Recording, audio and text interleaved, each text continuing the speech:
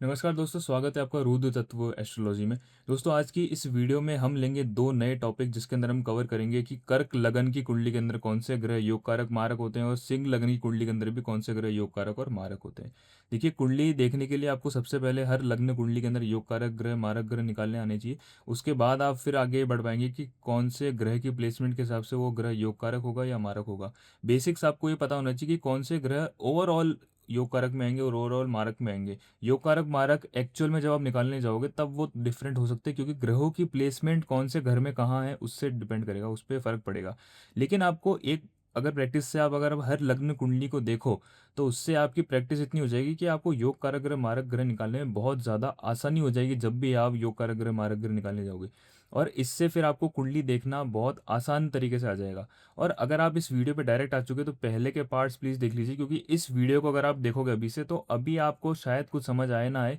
लेकिन अगर आप शुरू से देखोगे, बेसिक्स से चालू करोगे, तो आपको हर एक चीज़ डिटेल में मैंने समझाई है। वो आपको जब समझ आ जाएगी तो आप इस वीडियो पे आइए और फिर आपको ये वीडियो अच्छे से समझ आएगी, जिसके अंदर आपको एक एक चीज़ मैं अच्छे से अभी समझाने वाला हूँ। अब चालू करते हैं कर्क लगन की कुंडली से। देखिए, कर्क लगन की कुंडली का नंबर है 4 नंबर। और कर्क राशि जो है उसके स्वामी है चंद्र देवता। कर्क लगन की कुंडली है तो लगन आता है पहले घर में, तो 4 नंबर यहाँ लिखा होगा और इस तरीके से इसकी नंबरिंग होगी राशियों की। इस तरीके से इस कुंडली के अंदर 4 नंबर से चालू होगा और 4 5 6 7 8 9 10 11 12 1 2 3 4 इस प्रकार से राशियाँ जो है इस कुंडली के अंदर रहेगी। और ग्रहों की प्लेसमेंट के बाद हम ये डिसाइड कर पाएंगे कि ग्रह योग कारक या मारक।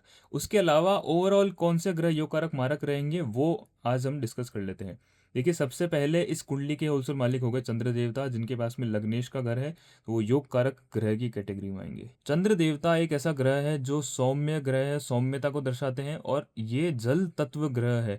तो ऐसे लोग जो होते हैं वो ज़्यादातर इमोशनल होते हैं और सेंसिटिव होते हैं। और इसी के साथ में इन लोगों के अंदर एक ऐसी क्वालिटी रहती है शांत रहने की, हर सिचुएशन के अंदर शांत रहना। और इनने इस अगर कला को माहिर कर लिया तो इनके जैसा अच्छा व्यक्ति कोई नहीं हो सकता। इनके अंदर कमी भी फिर वो आ जाती है कि इमोशनल स्टेबिलिटी इन लोगों के अंदर कम होती है। अगर ये पेशेंट नहीं रहते हैं किसी भी चीज़ के अंदर, पेशेंस इनके अंदर कम हो जाता है तो इनको दिक्कत आ सकती है। इमोशनली मेंटली बहुत ज़्यादा परेशान भी हो सकते हैं। अगर कोई इन्हें चिढ़ा दे या गुस्सा दिला दे तो इनके दिमाग पे उस चीज़ का बहुत गंदा असर पड़ता है। लेकिन अगर ये उसी चीज़ को अपनी पावर बना ले, उसको ताकत बना ले, अगर ये अपने इमोशंस को एकदम कंट्रोल करना सीख जाए तो इनसे बड़ा ताकतवर इंसान कोई नहीं होगा।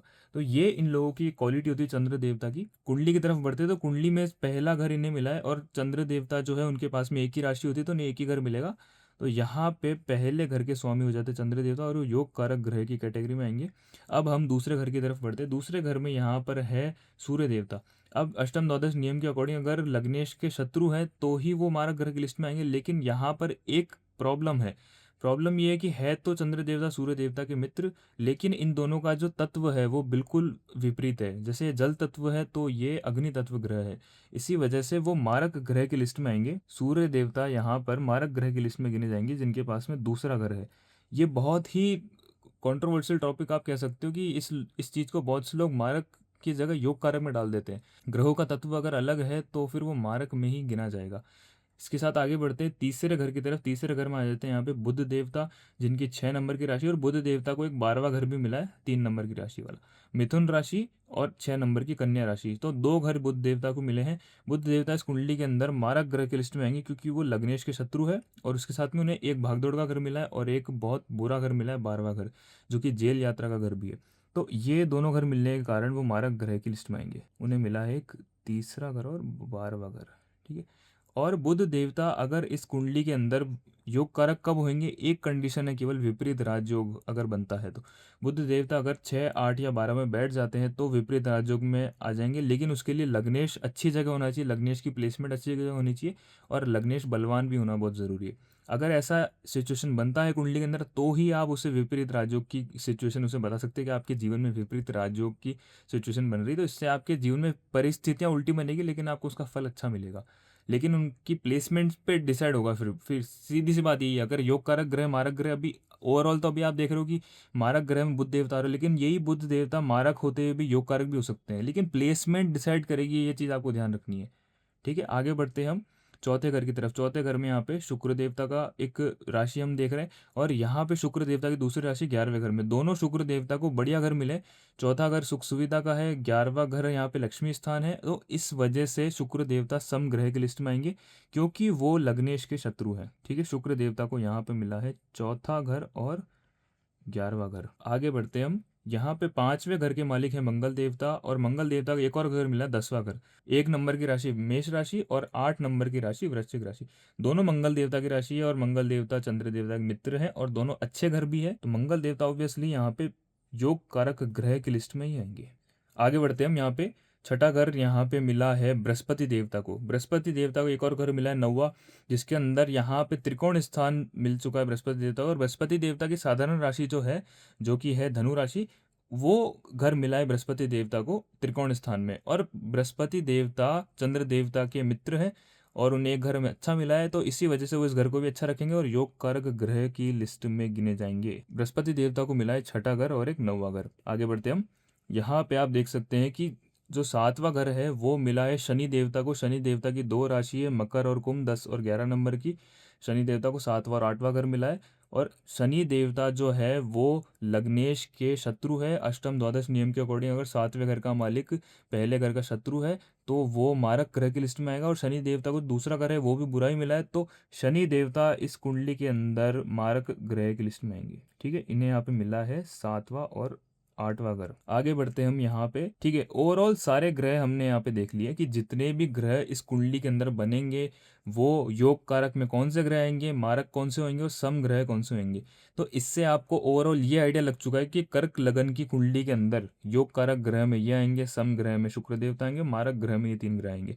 तो इस चीज को याद में रखते हुए आप जब आप कर्क लगन की कुंडली देखोगे तो आपको इस चीज़ से बहुत हेल्प मिलेगी, और फिर ग्रहों की प्लेसमेंट कहाँ है उससे फिर आप और फाइनलाइज कर पाओगे कि योग कारक ग्रह एक्चुअल में यही है और मारक ग्रह भी यही है। तो इससे आप कुंडली देखना अच्छे से सीख पाएंगे। बस आपको ये चीज़ प्रैक्टिस करनी है, आपको ये चीज़ रोज़ देखनी है कि इस कुंडली के अंदर हर एक लग्न कुंडली के अंदर अगर आप ये चीज़ देखना सीख गए और आपकी आदत लग गई तो आप फिर कुंडली देखना बहुत आसानी से सीख जाओगे। हम आगे बढ़ते हैं यहाँ पे सिंह लग्न की कुंडली के ऊपर। सिंह लग्न की कुंडली चालू होगी 5 नंबर से। अब यहाँ पे सबसे पहले घर की तरफ देखें तो सबसे पहले घर के मालिक है सूर्य देवता, सिंह लग्न की कुंडली है, तो जहाँ पे लग्न लिखा होगा वहां से हम चालू करते हैं कुंडली। और पहले घर में लग्न लिखा होता है, पहला घर होता है लग्न का खुद का, और यहाँ पे सूर्य देवता की राशि है 5 नंबर की, तो सूर्य देवता इस कुंडली के अंदर योग कारक ग्रह की लिस्ट में आएंगे, इनके पास में पहला घर है। अब यहाँ पे सूर्य देवता जो इनके पास एक ही राशि होती है, उन्हें एक ही घर मिलता है, और उसके बाद हम दूसरे घर की तरफ बढ़ते हैं। दूसरे घर में यहाँ पे बुध देवता को मिला है दूसरा घर, और यहाँ पे 11वां घर। और बुध देवता जो है वो सूर्य देवता के मित्र है, और लग्नेश का अगर मित्र है दूसरे घर का स्वामी तो फिर वो मारक ग्रह की लिस्ट में नहीं आएगा अष्टम द्वादश नियम के अकॉर्डिंग। और यहाँ पे 11वां घर भी अच्छा है जो कि बुध देवता को मिला है, तो बुध देवता इस कुंडली के अंदर योग कारक ग्रह की लिस्ट में ही आएंगे क्योंकि वो लग्नेश के मित्र भी हैं। यहाँ पे उन्हें मिला है 11वां घर और दूसरा घर। ठीक है, आगे बढ़ते हैं हम। शुक्र देवता को यहाँ पे मिला है तीसरा घर, और शुक्र देवता को एक और घर मिला है 10वां घर। 10वां केंद्र का घर है, और तीसरा घर जो है वो है भाग दौड़ का, लेकिन भाग दौड़ मेहनत से वो आपको रिजल्ट्स भी अच्छे देता है, तो दोनों घर अच्छे हैं। इस वजह से शुक्र देवता यहाँ पे सम ग्रह की लिस्ट में आएंगे, शुक्र देवता यहाँ पे सम ग्रह की लिस्ट में आएंगे क्योंकि वो लग्नेश के शत्रु है और 2 घर उन्हें अच्छे मिल चुके हैं। अब यहाँ पे उन्हें मिला है एक तो तीसरा घर और एक 10वां घर। अब हम आगे बढ़ते हैं। यहाँ पे चौथे घर के मालिक है मंगल देवता, और मंगल देवता को एक मिला है 9वां घर। तो मंगल देवता लग्नेश के मित्र है और दोनों अच्छे घर मिले हैं, केंद्र का स्थान मिला है, और एक एक उन्हें केंद्र का स्थान मिला है और एक उन्हें त्रिकोण का स्थान मिला है, इसी वजह से वो योग कारक ग्रह की लिस्ट में आएंगे। आगे बढ़ते हैं। 5वें घर के मालिक है बृहस्पति देवता। बृहस्पति देवता को एक 8वां घर भी मिला है, और बृहस्पति देवता को यहाँ पर आप देख सकते हो कि त्रिकोण स्थान मिल गया है, और लग्नेश के मित्र होने के कारण वो 8वें घर को भी अच्छा रखेंगे, इसी वजह से बृहस्पति देवता यहाँ पर योग कारक ग्रह की लिस्ट में आएंगे, और उन्हें मिला है 5वां और 8वां घर। आगे बढ़ते छठे घर की तरफ। छठे घर के मालिक है 10 नंबर की राशि, यहाँ पे लिखी 10 नंबर राशि है शनि देवता की मकर राशि। शनि देवता को यहाँ पे एक और घर मिला है 7वां घर। दोनों के मालिक शनि देवता है, एक छठा घर बुरा है, और जो 7वां घर है अगर वो लग्नेश का शत्रु है तो वो मारक ग्रह की लिस्ट में आएगा अष्टम द्वादश नियम के अकॉर्डिंग।